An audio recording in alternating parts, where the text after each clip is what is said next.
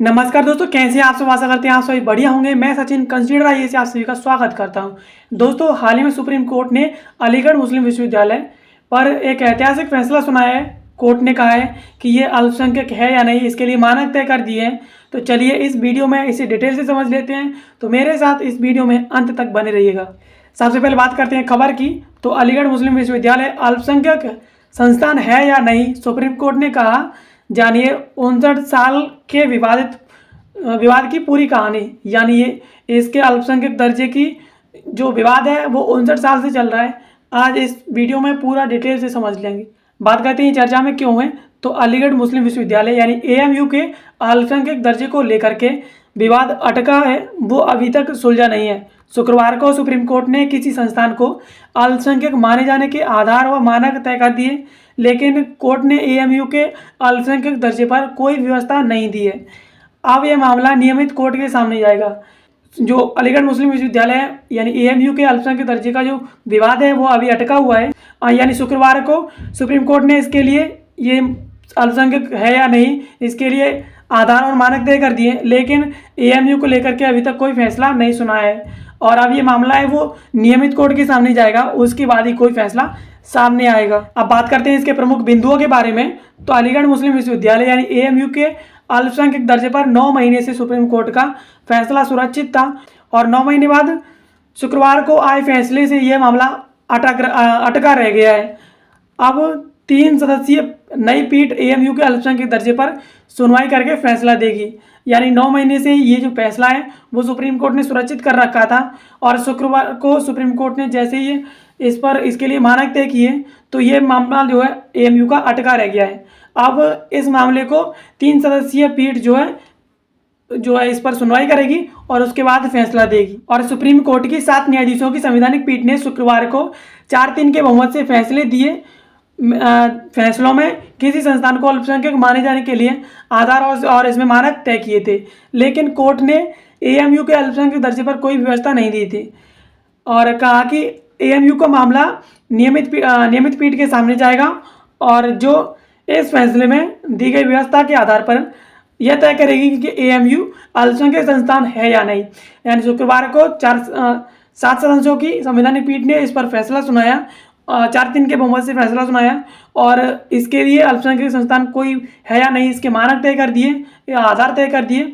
और एएमयू का मामला जो है अल्पसंख्यक दर्जे पर कोर्ट ने कोई व्यवस्था नहीं दी, और फिर कोर्ट ने कहा कि अब ये मामला नियमित पीठ के सामने जाएगा, और फिर इस पर नियमित पीठ ही इस पर सुनवाई करेगी, और उसके बाद ये तय करेगी कि एएमयू जो है अल्पसंख्यक संस्थान है या फिर नहीं।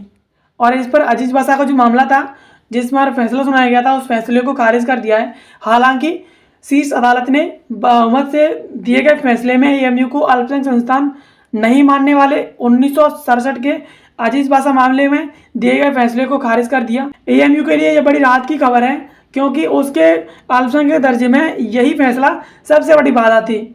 अब एएमयू को नियमित पीठ के समक्ष साबित करना होगा कि संविधान पीठ द्वारा तय किए गए मानकों के मुताबिक यह अल्पसंख्यक संस्थान है या नहीं। यानी सुप्रीम कोर्ट ने हाल ही में जो अजीज बासा का जो मामला था उसमें जो फैसला सुनाया गया था उसे खारिज कर दिया है, और अब इसके आधार पर यह तय होगा कि एएमयू अल्पसंख्यक संस्थान है या नहीं। और एएमयू के लिए ये बहुत बड़ी राहत की बात है और राहत की खबर है, क्योंकि जो अजीज बासा का जो मामला था वही उसके अल्पसंख्यक दर्जे के जो फैसला था उसमें बहुत बड़ी बाधा बन रहा था। और अब ये जो मानक तय किए गए हैं उनके अनुसार एएमयू को पीठ के समक्ष ये बताना होगा कि उसके जो एएमयू है वो उसके मानकों के अनुसार है या नहीं, और उसके आधार पर ही तय होगा कि एएमयू एक अल्पसंख्यक संस्थान जो है बनने लायक है या नहीं। सुप्रीम कोर्ट की 5 न्यायाधीशों की पीठ ने अजीज बासा मामले में दिए गए फैसले में कहा था कि एएमयू को अल्पसंख्यक संस्थान नहीं माना जा सकता, क्योंकि इसकी स्थापना केंद्रीय कानून के जरिए हुई है।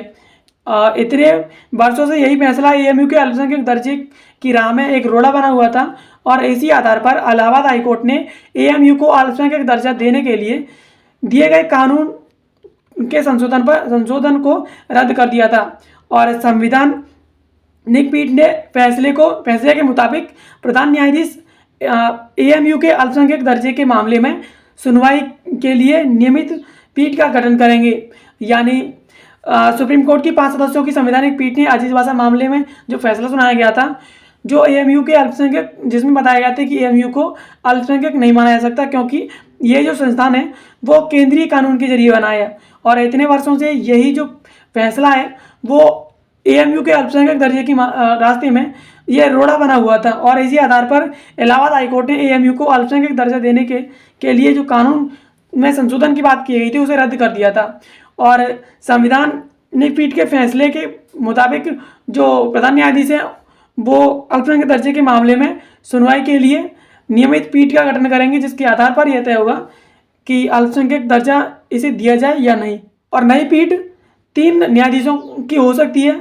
वह पीठ तय करेगी कि एएमयू अल्पसंख्यक संस्थान है या नहीं, और इसके साथ ही नियमित पीठ इलाहाबाद हाईकोर्ट के मलय शुक्ला मामले में दिए गए फैसले के खिलाफ दाखिल की गई अपील की भी सुनवाई करेगी। और इलाहाबाद हाईकोर्ट ने कहा था कि एएमयू को अल्पसंख्यक संस्थान नहीं माना जा सकता।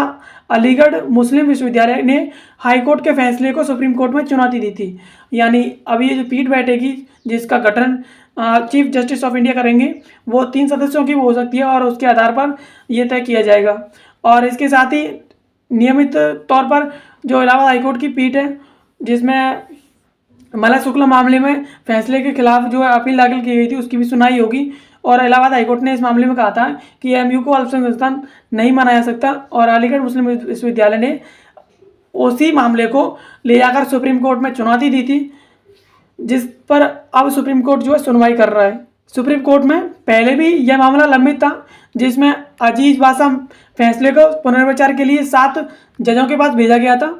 और 12 फरवरी 2019 को तत्कालीन प्रधान न्यायाधीश रंजन गोगोई की अध्यक्षता वाली 3 सदस्यीय पीठ ने इस मामले हाईकोर्ट के इस फैसले के खिलाफ दाखिल की गई अपीलों की सुनवाई करते हुए यह मामला 7 सदस्यों की जो पीठ है उसके पास पुनर्विचार के लिए इसे भेज दिया था। और कोर्ट ने इस मामले में संविधान के अनुच्छेद 30 की भी इसमें व्याख्या की है। शुक्रवार को प्रधान न्यायाधीश डीवाई चंद्रचूड़ की अध्यक्षता वाली 7 न्यायाधीशों की संवैधानिक पीठ ने 4-3 के बहुमत से उपरोक्त फैसला दिया है, और 7 सदस्यों ने कुल 4 फैसले दिए हैं, जिसमें जस्टिस चंद्रचूड़ ने स्वयं, जस्टिस संजीव खन्ना, जस्टिस जेबी पारदीवाला और जस्टिस मनोज मिश्रा की ओर से फैसला दिया गया। जस्टिस सूर्यकांत, जस्टिस दीपांकर दत्ता और जस्टिस सतीश चंद्र शर्मा ने बहुमत से असहमति जताने वाले अलग फैसले दिए। यानी 7 सदस्यों की संवैधानिक पीठ बैठी थी जिसमें फैसला सुनाए गए थे, और 4 सदस्य एक तरफ थे जिसमें जस्टिस चंद्रचूड़ अलग और जस्टिस संजीव खन्ना, जस्टिस जेबी पारदीवाला, जस्टिस मनोज मिश्रा एक तरफ फैसला दिया था उन्होंने, और जस्टिस सूर्यकांत, जस्टिस दीपांकर दत्ता और जस्टिस सतीश चंद्र शर्मा ने असहमति जताने वाले अलग फैसले दिए। 7 न्यायाधीशों में सिर्फ जस्टिस दीपांकर दत्ता ने फैसले में स्पष्ट रूप से घोषित किया कि एएमयू अल्पसंख्यक संस्थान नहीं है, और उसका अल्पसंख्यक संस्थान का दावा खारिज होता है। सुप्रीम कोर्ट ने विशेष रूप से अल्पसंख्यकों को संविधान में अपनी पसंद के शिक्षण संस्थान स्थापित करने और संचालित करने का अधिकार देने वाले अनुच्छेद 30 की इसमें व्याख्या की। 30 कहता है कि सभी अल्पसंख्यक चाहे तो भाषाई अल्पसंख्यक हों या धार्मिक, उन्हें अपनी पसंद का शैक्षणिक संस्थान स्थापित करने और चलाने का अधिकार है। यानी 7 सदस्यों की संवैधानिक पीठ में जस्टिस दीपांकर दत्ता ने स्पष्ट फैसले में घोषित किया कि एएमयू अल्पसंख्यक संस्थान नहीं है, और इसका अल्पसंख्यक संस्थान का जो दावा है उसे वो खारिज होने योग्य खारिज होता है।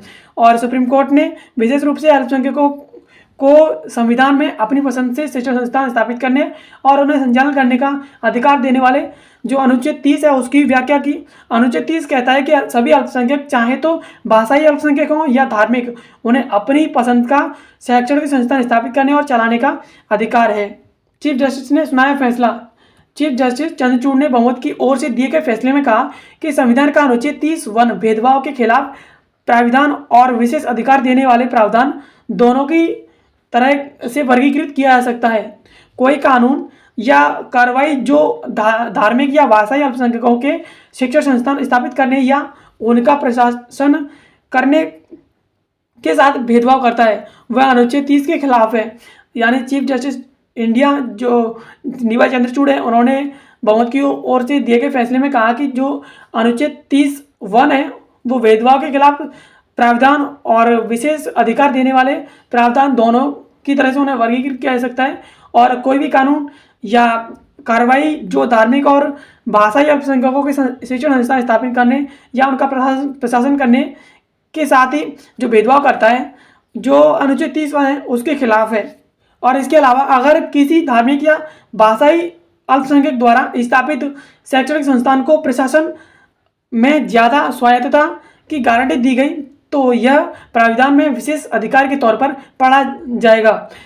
जस्टिस चंद्रचूड़ ने कहा कि धार्मिक और भाषाई अल्पसंख्यकों को अवश्य ही यह साबित करना होगा कि उन्हें अनुच्छेद 30(1) के उद्देश्य से समुदाय के लिए अल्पसंख्यक शिक्षण संस्थान स्थापित किया है। फैसले में कहा गया कि संविधान के अनुच्छेद 30(1) के तहत मेला अधिकार संविधान लागू होने के पहले स्थापित किए गए विश्वविद्यालयों पर लागू होगा।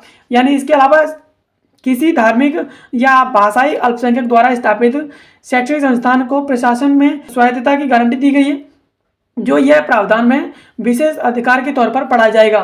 Chief justice of India Chandrachud ने कहा कि धार्मिक और भाषाई अल्पसंख्यकों को अवश्य ये साबित करना होगा कि उन्होंने अनुच्छेद 30(1) के उद्देश्य से समुदाय के लिए अल्पसंख्यक शिक्षण संस्थान जो है स्थापित किए हैं। और फैसले में यह भी कहा गया कि अनुच्छेद 30(1) के तहत मिला अधिकार संविधान लागू होने के पहले जो शिक्षण संस्थान स्थापित किए गए हैं उन पर भी लागू होता है। यानी जो शिक्षण संस्थान संविधान के लागू होने से पहले बने हैं उन पर भी यह जो अनुच्छेद 30(1) है उसके तहत जो मिला अधिकार है वो इन पर भी जो लागू होता है। अब उन मानकों के बारे में बात कर लेते हैं जिन मानकों के आधार पर अल्पसंख्यक का दर्जा जो दिया जा सकता है। तो अल्पसंख्यक तो संस्थान स्थापित करने का विचार, उद्देश्य, क्रियान्वयन को देखा जाएगा और वह संतुष्ट करने वाला होना चाहिए। अल्पसंख्यक संस्थान की स्थापना का विचार हर हाल में अल्पसंख्यक समुदाय के के व्यक्ति या समुदाय की ओर से आया होना चाहिए। और स्थापित किया गया शैक्षणिक संस्थान प्रभावी तौर पर अल्पसंख्यक समुदाय के लाभ के लिए होना चाहिए।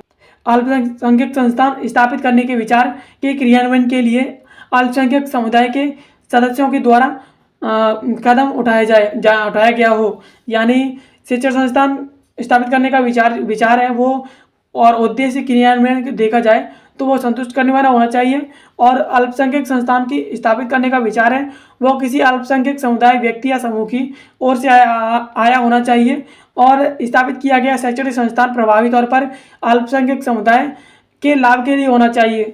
और अल्पसंख्यक समुदाय स्थापित करने के विचार के क्रियान्वयन के लिए अल्पसंख्यक समुदाय के सदस्यों के द्वारा कदम इसमें उठाया गया होना चाहिए। और शैक्षणिक संस्थान का प्रशासनिक ढांचा अल्पसंख्यक चरित्र का होना चाहिए। यानी इसका जो शैक्षणिक संस्थान है उसका प्रशासनिक ढांचा है वो एक अल्पसंख्यक की तरह होना चाहिए और इसकी स्थापना अल्पसंख्यक समुदाय के हितों के रक्षा और प्रोत्साहन के लिए होना चाहिए। और यानी जो शैक्षणिक संस्थान अल्पसंख्यक रूप से स्थापित किए जाते हैं उनका उद्देश्य अल्पसंख्यकों जो समुदाय है उनके हितों की रक्षा और उन्हें प्रोत्साहित करने के लिए होना चाहिए। तो दोस्तों इस वीडियो हमने समझा कि अभी हाल ही में सुप्रीम कोर्ट ने इसके लिए मानक तय कर दिए हैं कि कौन सा शैक्षणिक संस्थान अल्पसंख्यक का होगा या नहीं होगा। इस पर 7 जजों की संवैधानिक पीठ ने फैसला 4-3 के हिसाब से फैसला सुना है, जिसमें चार जजों में चीफ जस्टिस ऑफ इंडिया भी शामिल थे और 3 जज अलग थे। 3 जजों ने अपना अलग फैसला सुनाया और 4 जजों ने अपना अलग फैसला सुनाया।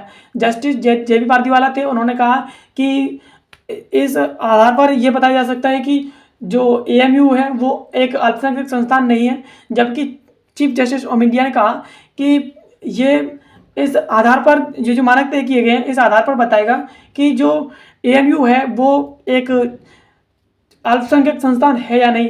इसके आधार पर एविडेंस देने होंगे AMU को। और इसमें अनुच्छेद 30 जो बताता है कि हर एक अल्पसंख्यक को अपने इच्छानुसार शैक्षणिक संस्थान स्थापित करने और उसे संचालन करने की अनुमति देता है, इसकी भी इसमें व्याख्या की गई। और इसके आधार पर जो मानक तय किए गए उन मानकों में बताया गया कि ये जो शैक्षणिक संस्थान है जो स्थापित किए गए हैं उनके लिए जो उद्देश्य है वो किसी ऐसे व्यक्ति के द्वारा या समुदाय के द्वारा लाया गया हो जो अल्पसंख्यक हों, और इसी के आधार पर कई और भी मानक तय किए गए हैं। तो आशा करते हैं ये वीडियो आपको पसंद आई होगी। ऐसी वीडियोस को देखने के लिए आप कंसीडर आई इस यूट्यूब चैनल को सब्सक्राइब कर लीजिए, और इससे संबंधित आगामी नोटिफिकेशन, टेलीग्राम वीडियोस और पीडीएफ्स के लिए और अदर इन्फॉर्मेशन के लिए आप इसके टेलीग्राम चैनल को ज्वाइन कर सकते हैं। और कंसीडर आई इस इंस्टाग्राम पर भी है, तो आप इसे इंस्टाग्राम पर भी फॉलो कर सकते हैं। बाकी वीडियो देखने के लिए आप सभी का धन्यवाद। मिलते हैं किसी अगले वीडियो में किसी नए टॉपिक के साथ। तब तक के लिए जय हिंद।